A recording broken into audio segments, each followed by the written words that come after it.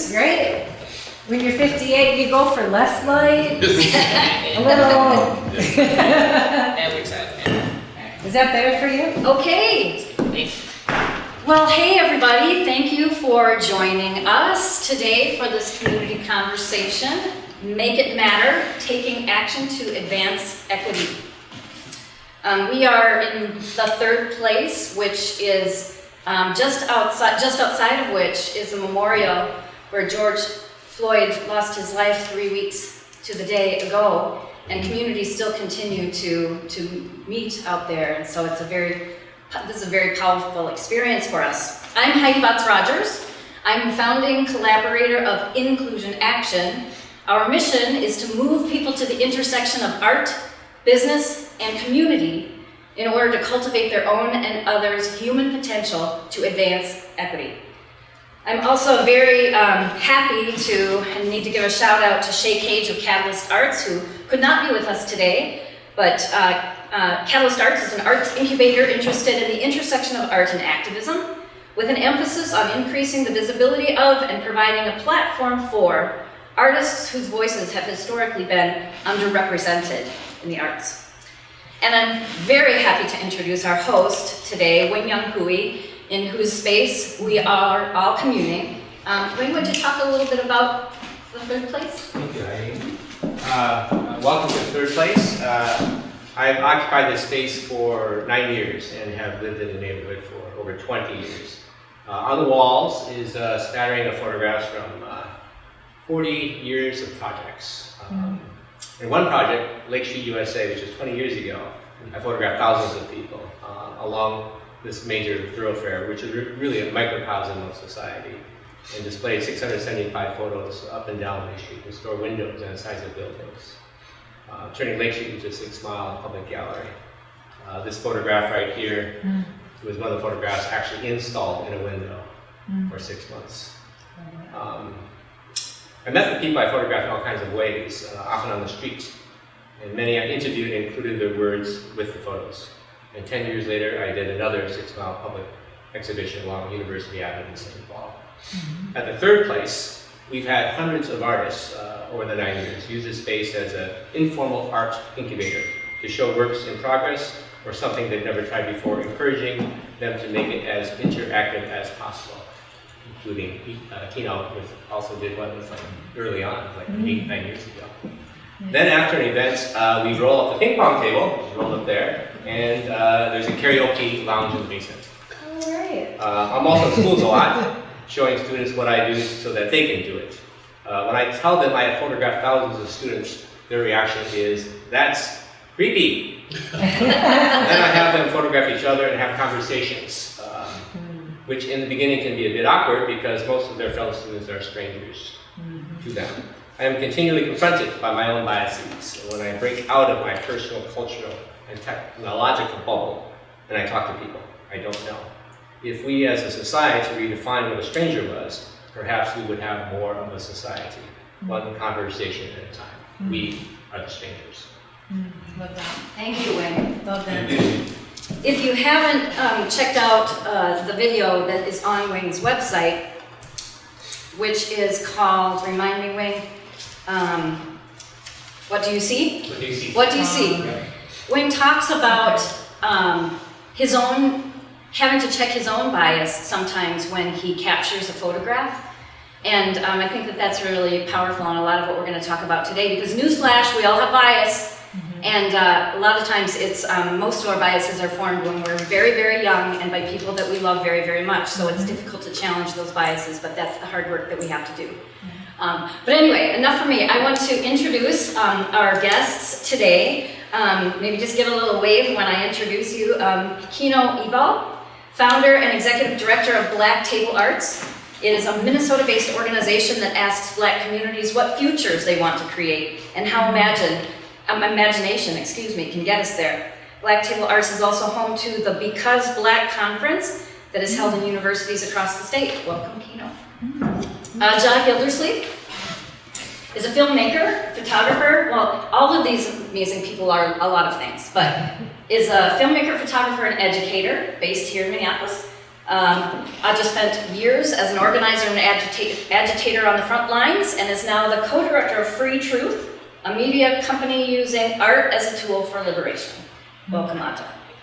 Philomena Satre is the diversity and inclusion lead for Land O'Lakes with expertise leading high-performing teams. She currently co-chairs the Twin Cities Diversity and Inclusion Roundtable and serves on the board of Cookie Cart and on the Leadership Council for SHIFT.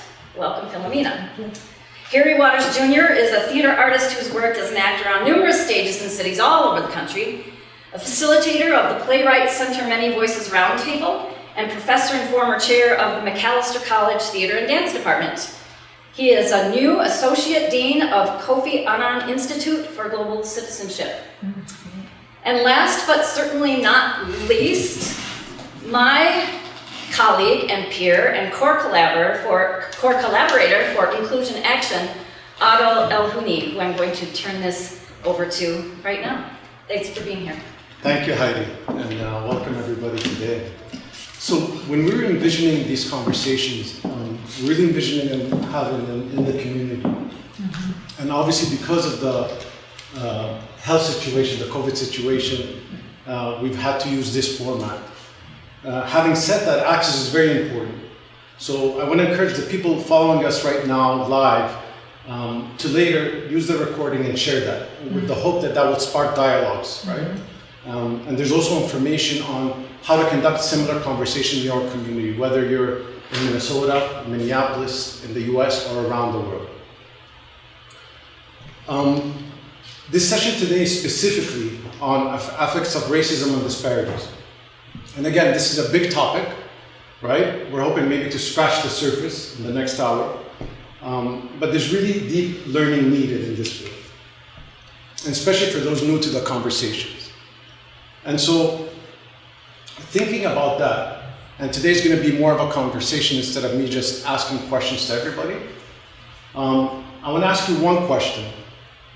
What is this moment meaning to you right now? Okay? I want to start just with the left here and just we take it around. Yeah? Harry Waters Jr., he and his. That's a question I always start with myself, because there's nothing else you can do except to be in this moment. We can muse about what's possibly coming, and we can regret or we can celebrate what may have happened or what got us here, because we know those things are very important. But for me, in this particular moment, in this particular space, because this is just 6 blocks from where I live, and all of this happened here in these spaces, is that I've had to do an entire wild mouse ride of emotions, from absolute rage to terror to sadness to hysteria, and also to numbness. I think that's part of the thing that I'm personally trying to get beyond, is the numbness, because we have also been inundated with so much of this, and we've been inundated by so much language around this. We've been inundated by press, but what are we doing? What can I do? Today is what I'm doing, is showing up and hoping to learn and have conversations with the people in this room that will hopefully have other conversations that do something in other spaces. That's a lot, but I can get over.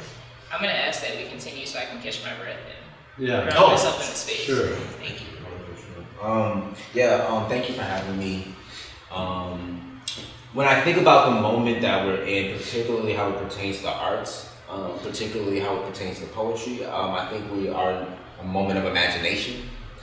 I think we are in a moment of memories as well. And when I think about the role of the arts, I'm thinking about the craft of holding on to memories, right? When we think about even these photographs on the wall, I think that in this community, in Minneapolis, we have memories of George Floyd, in some respects happening before. We can think about Jamar Clark, we can think about Philomena, we can think about Marcus Golden. So I think that we are in a moment of memory, and I think we're in a moment of imagination where we have an opportunity to think about alternative futures, but at the same time we have to be vigilant and think about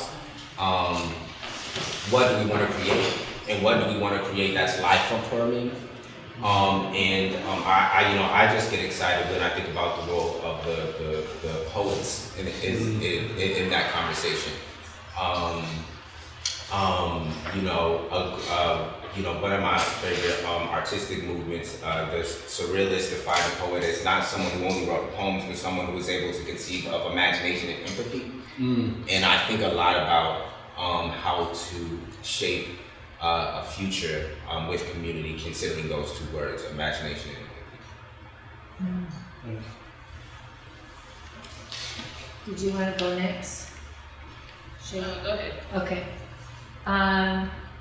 So I'm representing the voice of co-ops or corporate, right?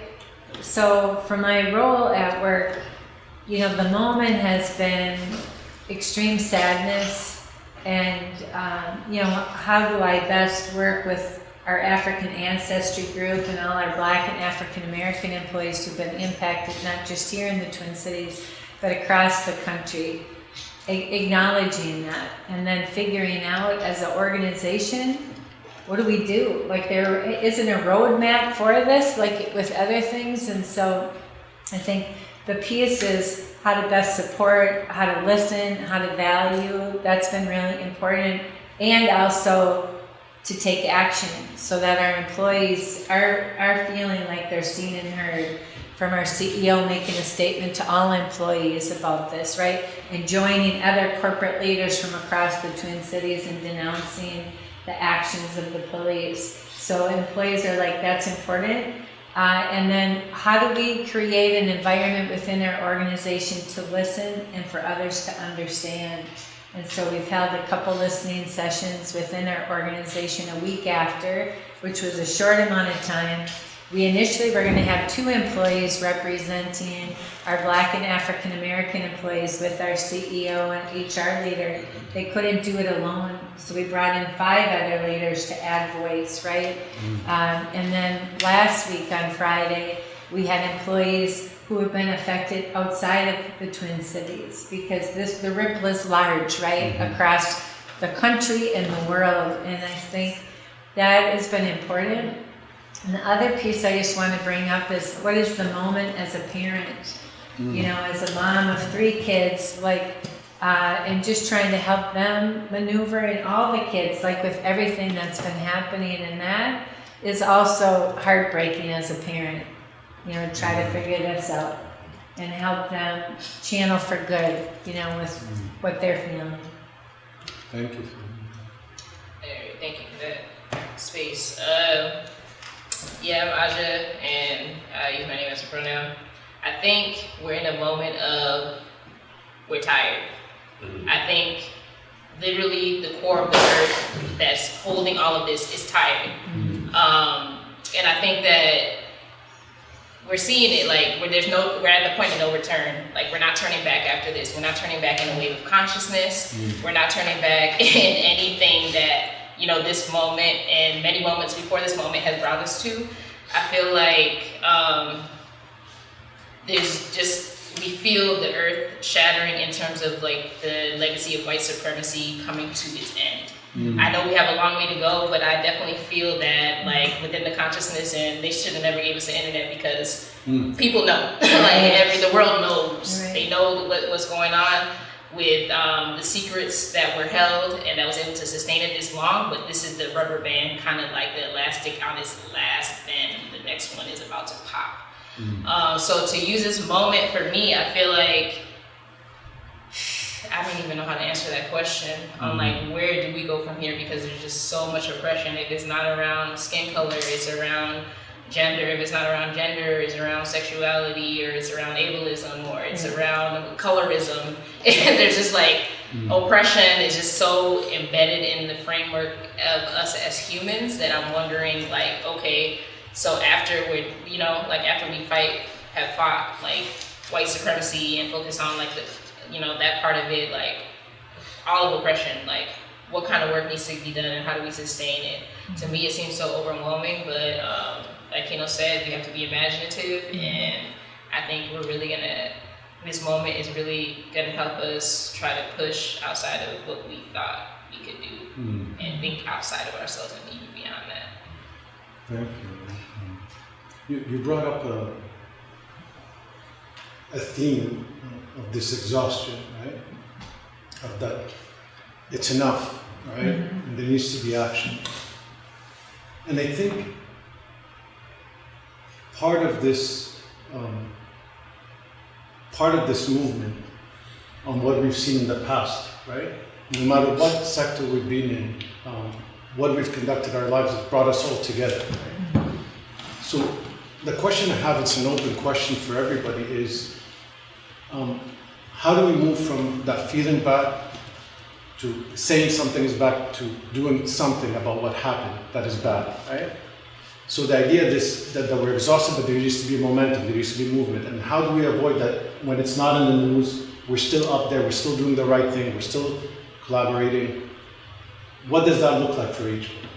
Because I know right now everybody's bombarded and going to different places and talking and really, and words matter. I think words do really matter. And so let's explore that a bit more. So what are the things that we can do with our words, with our action to keep this going and to revolutionize this moment for us? It's interesting because once again, obviously, what's the moment that I'm in? If I look at this space in particular, because there's people at different ages, I'm 67, so there's a history that we have of having been through so many other movements in different kinds of ways. Because mine was in Denver, Colorado, which was, our riots were different than Detroit. I lived in New York for 15 years. I've lived in LA through Rodney King riots. So there's a different lived experience that I have. Right. This is your lived, when I say yours, I mean there's a younger generation that is embracing and holding it now. So they're also giving a different language. And I think that's what's, to me, significantly shifted. The challenge that I always want to go is, so what do those definitions mean? Because the language can be repeated, but how does it go? I'm an actor, director, so I do theater. It's like, how do we action on it? How do we give it action? How do we give it movement? As opposed to just, I love the words on the page. My job is to make the words live and move you somehow. And that's what I really feel that I get a little excited about that, because I want to be the support. I want to be the conduit. How can I help? And I think that's more in my realm of the language that I want to hear is, what do you need me to do? As opposed to, I'm going to listen because I've learned that over 50 years. But how can my body, my spirit, my dollars be in support and then actual change and actual shifting? Talking too much, sorry.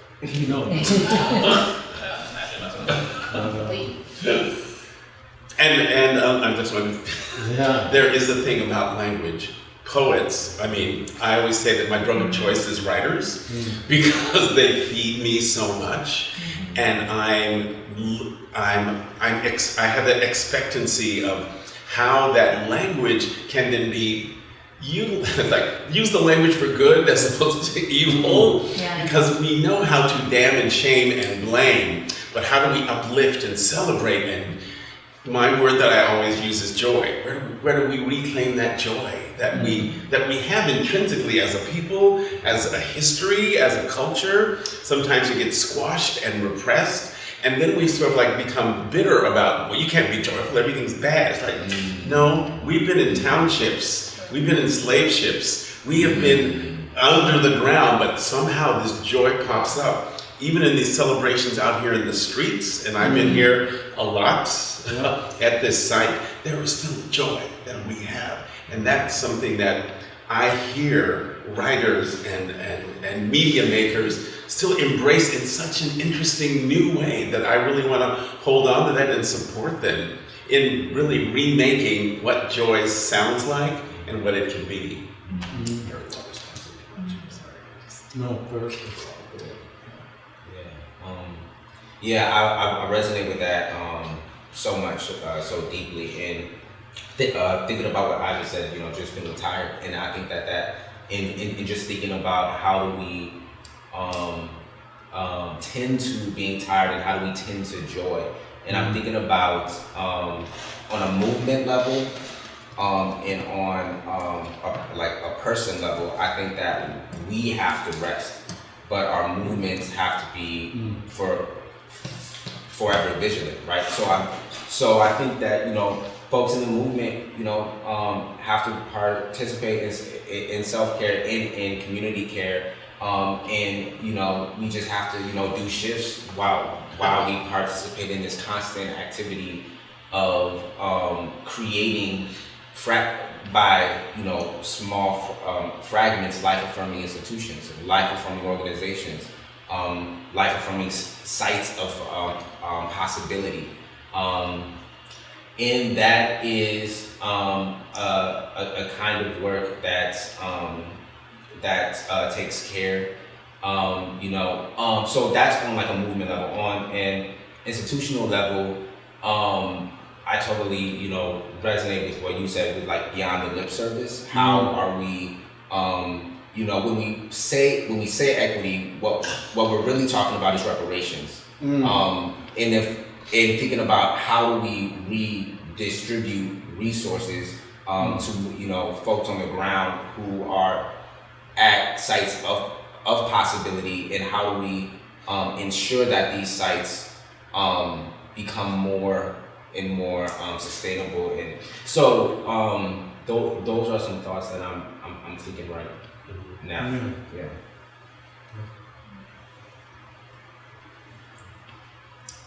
Do you have anything to share on this?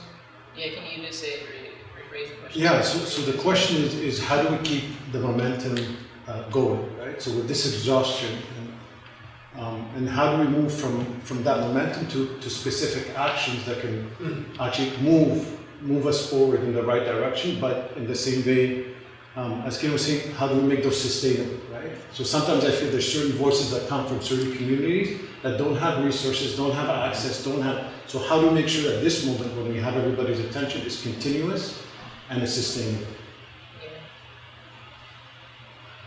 I think, first of all, we need, like, I'm just speaking from like organizer standpoint. I don't even consider myself an organizer at this point because I know what goes into it. Although I'm not going to say that there aren't many roles of the revolution, which, you know, mothers, that's a huge role of the revolution. It's not always the sexy stuff that you get to see on the camera. So I got to stop fighting. I got to fight that back within my thinking. But in terms of like the most visible folks, because I've been there, I'm just thinking about some of the youth right now that are stepping up, and just some people who have been there that are still continuing the work, and thinking about how much it traumatized me, thinking about the number it did on me when Black Lives Matter Minneapolis, when all of those actions were happening, being charged and not being able to find housing because pending charges and all this crap. I'm coming from that. So for me, I'm just looking at some of my peers and some of the youth that are coming up, and I don't want to see any martyrs. I want to see healthy elders like in our community come out of this, because I think that's also a part of the revolution. So, and it's hard for us, especially as Black folks, to be the ones to be fighting. And then be the ones that are also getting broken and beaten at the same time that you're trying to like fight and do the work. And then mental health on top of that. So I just think it's just, when I think about it, it's so overwhelming, and I want to see a space for leaders, new leaders to emerge, and for new leaders, so that it's not just like this one group of leaders that are visible. I mean, there are plenty of leaders in our community, and they don't always, the stuff isn't always visible. But even for the ones that are visible, I just would like to see more of an ecosystem of like, just developing and having space for more leaders to emerge and take up space and have funding. And I know millions for sure, millions, hundreds of millions flow through Minneapolis because of George Floyd. So now I'm wondering, okay, now we got that capital, where are things gonna go? So I don't know the answer to it, but I just know that there's wealth here, and And how do we leverage it? Mobilize, Yeah. And maybe that brings the wider question, which is sort of who's part of this usually, right? So we said that there's activists, there's artists, there's nonprofit community. I think one of the sectors, and speaking of resources, is the corporate sector, right?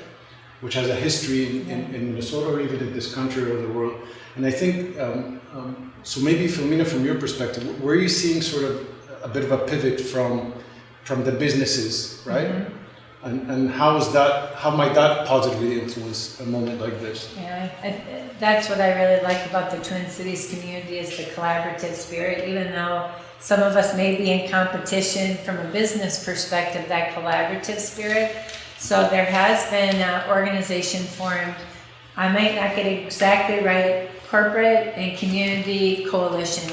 So General Mills is the lead. I want to say there's maybe 30 or 40 different organizations who are working in this coalition, so business, community organizations, etc. And so it's looking really at how do we make systemic change and using the influence of this coalition towards that. So getting people who do public policy within their organization work on that team, allyship, resources from a foundation perspective, like what would happen if all these foundations who have money work together. So it's identifying what are those key actions and then mobilizing this community to be a united voice together versus here. So we've come together 2 weeks ago and now we're just fleshing it out, what the strategy looks like and then who's going to do the work from each organization. But I'm excited about it because I think if we all work together, it could be powerful. Yeah. That's great. When you speak on corporate, what are some people corporate you're talking about? Like, what are some institutions that you're talking about? So it would be, I work for Land O'Lakes, but General Mills, Securian, Allianz, all different sectors, healthcare, financial services, etc., large and small. And then also we're looking at what would be the community organizations that should be a part of that as well, and the chambers and, yeah. So is it this process of looking at organizations? Once again, that's another of those things of like, we're going to consider that these are great and we're going to evaluate whether their processes and their communities are worthy, as opposed to going, what do you mean? Yeah. Well, that's why we're inviting community organizations to be a part of it versus, be on the solution versus assuming we know the answer. Well, see, that's what excuse me, I get a little amped. Yeah. A little amped about good intentions. Yeah. I feel that what this moment is that we are beyond good intentions. Because I've lived through good intentions. Yeah. I've been a recipient of good intentions. Thank you. I got to be the black kid that got to go to the all-white space. It's like, okay, that was good intentions. Had nothing to do with me. Had nothing to do with me.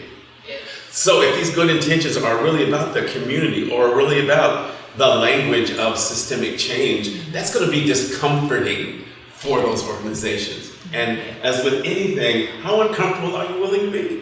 Are you coming here to have the meetings because, we want to be in the community, or are you restructuring your whole office building to have the community be there on a regular basis so they can really have that change? So once again, for me, it's like, let's really see beyond the good intentions. Once again, language, once again, writers, I always want to loop that back, is that we're using the language, we've heard it, we've invested it, which is why I'm numb. Because that's what you're saying. You're saying systemic racism. Okay, yes, and I'm living it. Yeah, and it's profitable to be, did I cut you off? No. It's profitable to be, for corporations, like you'll see Nike saying they'll have their slogans, or you'll see corporations that want to have their slogans in the moment because that is very profitable for them in the moment. Like you said, the intent, is it about what they're trying to fight for, the intent, or is it really about building their business, which is the number one thing that when I think about corporations and institutions that are driven by money, that's number one, they're always number one. You know what I mean? And when you look at what are you doing inside your house? Are all your employees down to every single role getting a livable wage? You know what I mean? And the people that are getting the lowest wages, what do they tend to look like? Your leadership, what does that tend to look like? You want to do stuff outside of your house, but what about what's going on inside of yourself? How are you redistributing wealth with not only within your house, but redistributing wealth as the whole system of capitalism. I don't want to hear big corporations coming and saying, oh yeah, putting George Floyd on it. You know what I mean? I don't want the cute Tumblr shit. Like, I really want to see, like, institutionally, systemically, what are you doing in your own house to not only combat capitalism, but the things you can do now, fair wages, all of those things. And I don't think it's just, corporate. It's also academics. I come from this other world that, is pretty well invested in making sure that everything stays the same, because that's how we've been doing it for centuries. Like, this is what higher ed looks like, but this is the 21st century. Maybe that can be different, because that will actually affect those changes that we teach. We teach talking about changing the world, but look, you're putting everybody in the same lane that they were in, because that's what we learned, and that's how we teach. So that's the messages that they're getting. I can be radical in this space, like right there. Yeah. You can't be radical out here, because that's going to destroy the walls here. Yeah. I'm sorry. No, perfect. I mean, the sense sometimes I get is I'm originally from a country that had a dictator for 40 years, right? And you can't even you couldn't trust your cousins, you couldn't trust anybody, because any moment you voice something, you could disappear. Right? The equivalent of police brutality was just disappearing, and your family doesn't know where you are and still doesn't know. Right? But then after 40 years, there were some cracks that were happening, and it was the youth. And it was a moment in time, and that's sort of what that revolutions happened, right? Was because the crack showed that the big bad image of that person is not all over empowered. I think the issue also becomes this poking at these situations, right? These things happen, and but there wasn't an acknowledgement of the hurt that was done to the indigenous, to the native. There wasn't, where should that apology go? What action should be done, and how is that formulated? So at the end, sometimes I feel it's the question of where we go from here, and how do we hold corporates, government, education, everybody accountable towards working towards singular goals that have real effects, starts in our communities, right? It starts from the grassroots up. So to the points I think that are being made here is, how is that voice consistent and there, and part of the solution of designing that solution, right? And I think that's the question. That's the one that I'm consistently struggling with. I'll leave with this one. The first introduction to American culture that I ever had as a kid overseas was watching Roots in Libya, watching Roots. So I knew sort of what, and that message there was, this country has sinned. This country is imperialist. This country, and they were propagating this because of the situation in Libya against it. But that was my first introduction, right? And so, sort of playing in my mind on that narrative and how we can support each other in this moment, I think through exhaustion, through sort of these words that we're having. I'm just at a loss like everybody, but at the same time, if we're going to hold people accountable, I think in having a seat at the table, it's actually being part of making that table, right? Being there every day, every morning, every afternoon, if you're not, to make sure that we're moving towards that. It's tough. It's not something that any one person. So in that way, how can people that haven't experienced it, that don't day-to-day experience this as part of the African American community or people of color community?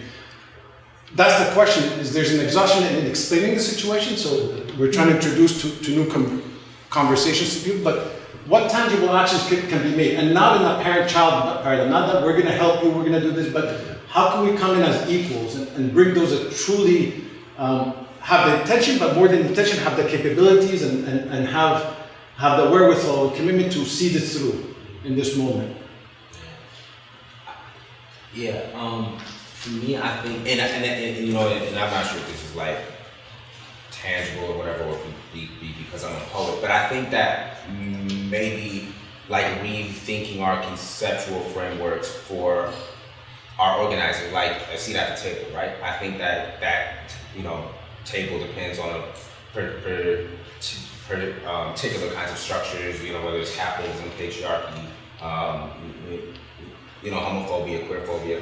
So like rethinking that maybe we're not trying to have like a seat at the table. Maybe maybe we're trying to grow a garden where our collectives, our organizations are abundant, and maybe when we think about it like as a pivot or reshaping in our thinking, that clues us into our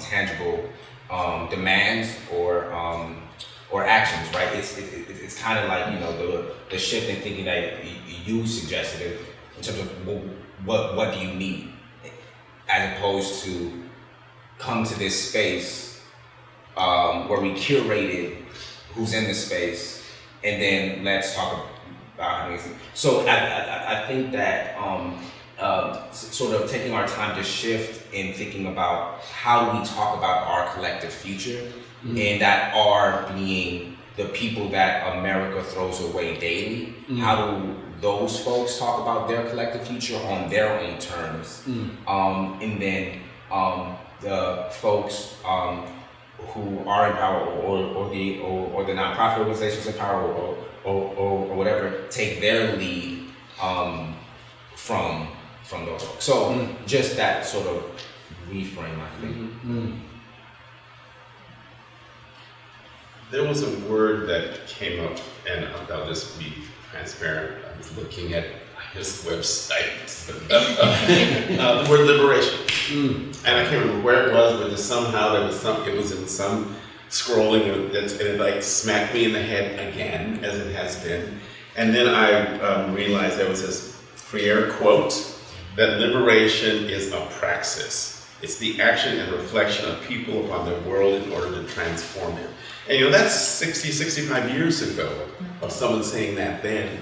And now we're in that, and now we're in a new moment. But once again, that the idea of liberation is loaded and it scares us. I can curse on that. It scares people a lot. You can do that, Jerry. It scares people a lot because it means that things are going to be different, and we don't know what that difference is going to be. And the reality that the growing base of people who don't care what it is right now, I think that's terrifying. But how do we embrace that terror? Like, we don't know what this imagined future is going to look like.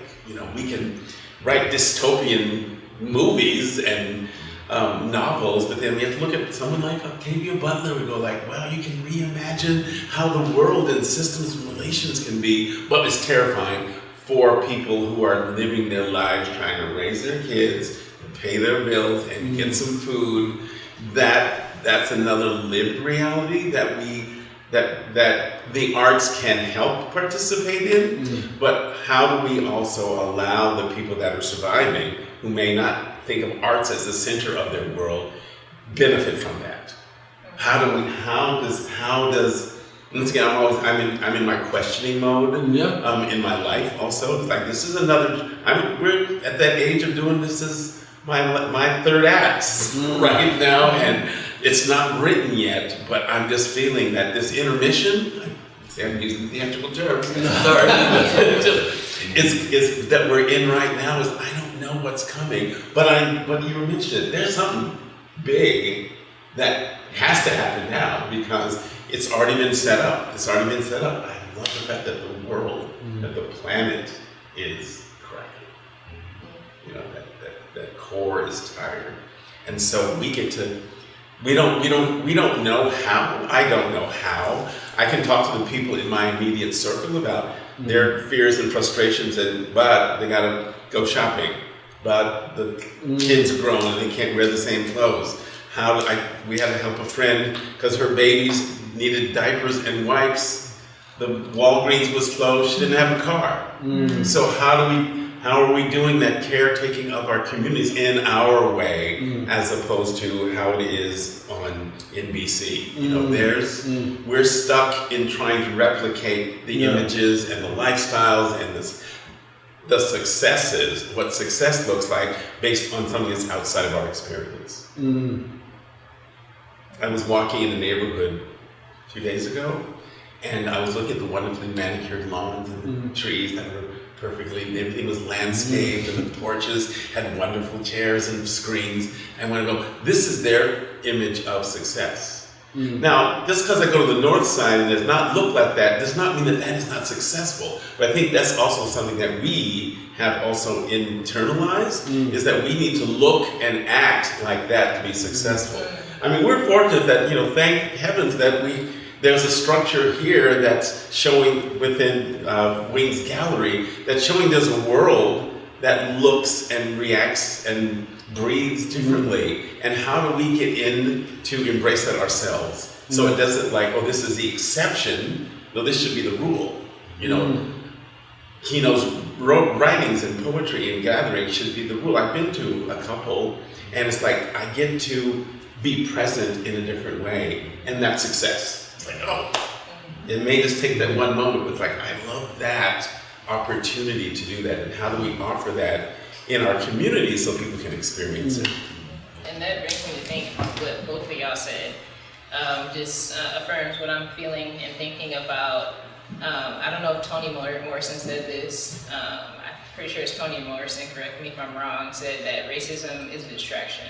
And I think about that quote and I try to carry that with me sometimes, because just like you said, we might just there's nothing wrong with us that racism can't fix, ending racism can't fix. There's nothing wrong with us. We're abundant, we have everything we need and we've always had.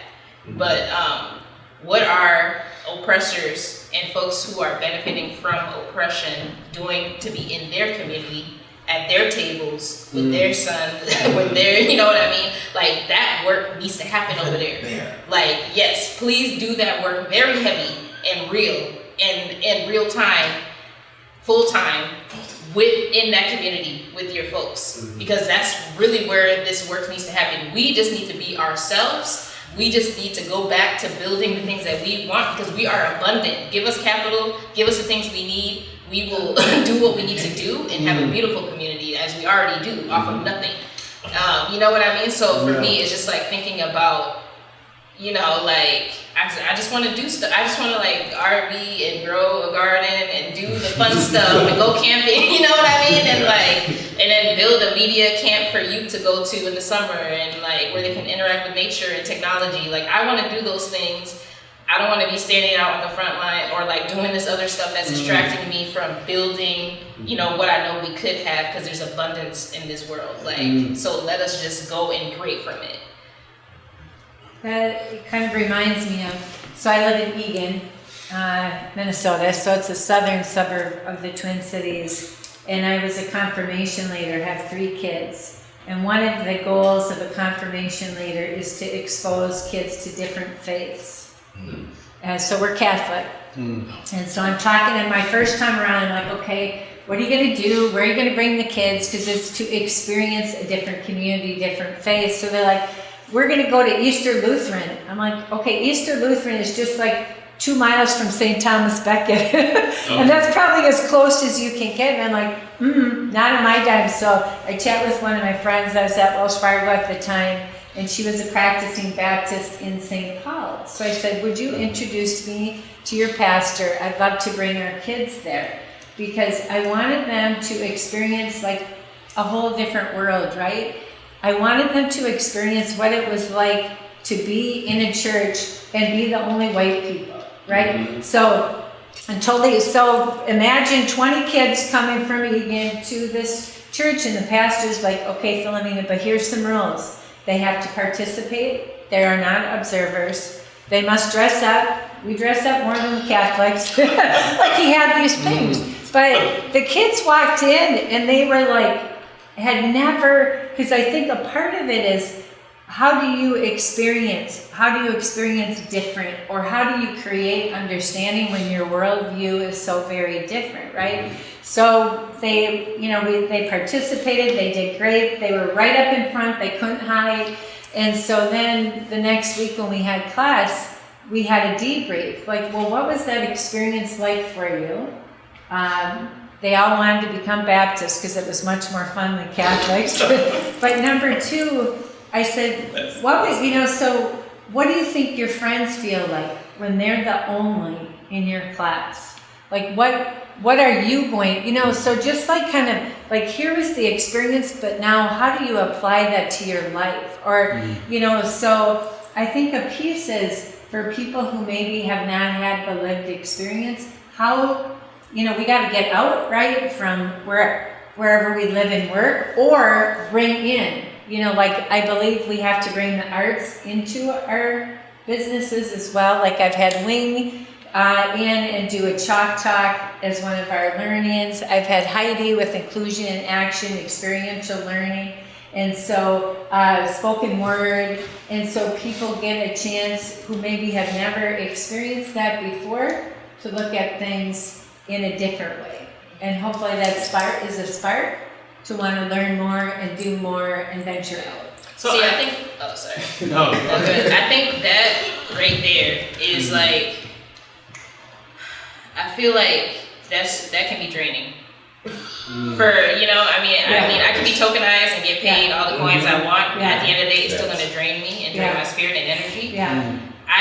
We just need, there's so many resources for white folks. If white folks don't already see it now, Right. it's because they're working actively to not do the work that they need to Right. do, and then holding on. That's why when I was like, oh, why am I gonna give y'all fire to burn the own institution that's feeding you? You know what I mean? Like, to me, it sounds like when I say that, it sounds kind of great. Like, who's gonna do that? Like, how am I gonna tell you to burn something that you benefit from? So, you know what I mean? Deeply. Yeah. But that has to happen because, as you see, we're in a revolution. So that table, that white folks just need to see it within themselves. Like, oh, we don't need to validate why you need to be good people. You know what I mean? Why you need to change, stop oppressing and being holding the legacy of oppression. We shouldn't have to come in and culturize y'all and do all of that. Just the mere understanding of this is oppressive. We need to fix this should be enough. It shouldn't be, I need to see y'all and humanize y'all by seeing art and all this. It's like, no, we're at a point now where y'all really need to, quick, let's do this. You know what I mean? It's weird. That was 2016, baby. Yeah. This is 2020, y'all can't be on that. You have to be, this is an emergency. Right. Yeah. Our house is burning. We need to end this. And concretely, I feel like, I feel like what you just expressed gets at this notion of political education. But white political education cannot depend on the bodies, the experiences, the cultural spaces of non-white folks, right? Because there's just so many books that are written that really unpack the history of whiteness. How is that tied to land? How is that tied to sustaining oppressive institutions? So I feel like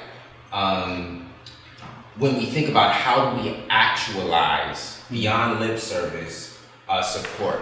So for example, are there corporations willing to lend lawyers, lend bail money, lend whatever to support those being arrested right now in Minneapolis, have been arrested, those who are in Atlanta who are getting life charges for standing on top of, you know what I mean? So what are and again, it's like, it requires a thinking of what actual wealth and resources can we give, because arts unfortunately gets used sometimes to not meditate on that redistribution question, but personal feel-good experience, right? Here's a poem, let's not think about, what, happens tomorrow or this week in our policy plans. So it's really thinking about how are our commitments as an institution gonna show concretely. It's always interesting to hear what institutions feel is enough, because it's usually an introduction to, it's Black Folk 101. Okay, we've done with that course now. Now we go on to European life. So the idea that, I love hearing that, yes, we had some white kids that came to a Black church, they should come every week or once a month. Because then you're getting that experience of what some of us have of, I'm in a faculty meeting every week as the Black faculty member. Yeah. You know, I'm in that school when I was the only Black in my class every week. So there's a different kind of lived experience that you go like, oh, so that's what that's like. Right. I had a student once, I was teaching a class that was for students of color at the University of Wisconsin-Madison. It was a special class. They accused us of racism. Not your fact. We had 2 white students that really wanted to be in the class. I said, sure, why not? Class was Black, Puerto Rican, Korean, Native American, amazing group. But those white students were like blown away by it. It's like, oh, now I understand what that's like. And they had to be there in those classes and those experiences when it was uncomfortable, when like the class was ugly. Right. And it's like, I can't run away. I have to stay here. And that's when, by the end of 16 weeks, it's like they were different people because they had a lived experience. And I think that that's something that we're dangerously afraid of. You know, it's like we want things to be nice. Heidi's going around saying 2 minutes. Oh, is it already? Totally. Wow. Needed to be an hour and a half. 2 hour late. I mean, we've had an amazing conversation. I mean, for me, it's really important that we have these direct conversations. And I know for all of us to have authentic, raw, organic conversations is important. You know, when I was walking right up here, somebody just stopped me, and she told me, "Do you mind standing on this rock?" And I stood up. Young African American female. She was like, "And this is how your ancestors were sold, right?" She was just trying to get to me, right? And no matter any of us how we feel, right? And the closer to the African ancestry that you are, but in these lived moments, unless you're day in, day out, right? Trying to figure out how to pay for diapers, trying to figure out where you're gonna get your next meal, trying to figure out what you're not gonna have that sense of urgency, and that was discussed, right? There's gonna be a sense of exhaustion, but at the same time, I think the real change in this pivotal moment, none of us have seen this, and that's why we're struggling for answers, right? We're struggling to say, what is the next step? I would have loved to have another hour with everybody. We have, by Wednesday and Friday this week, we have a continuation. On Wednesday, we're going to have a call about our cultural integrity. And with Friday, with the idea of looking at this, specifically how to destroy disparity and move into action of advancing equity. And I think this is just the beginning. And we're encouraging people to please share, because as we're sitting here talking, there was our whole world looking at us speaking, right? And we're hoping this, just a conversation like this can spark, because we've seen the spark that happened in Minnesota, in the US, in parts of the world that we couldn't even imagine, in London, in New Zealand. There's people that are going to benefit from the moment that we had to suffer here, from the life of George, right? So thank you so much, and I really appreciate your time today. Thank you, Adel. Yeah. Thanks, Heidi. Yeah. Thanks for hosting it here, too. Awesome. Yes. Yeah. And thanks to John Vang, our videographer. All right, John. Good job, John. And again, thanks to Wayne. Thanks, Wayne. Yeah. And we'll see you all on Wednesday. Thank you. Wednesday and live streaming. Yeah. Wow. Thank you.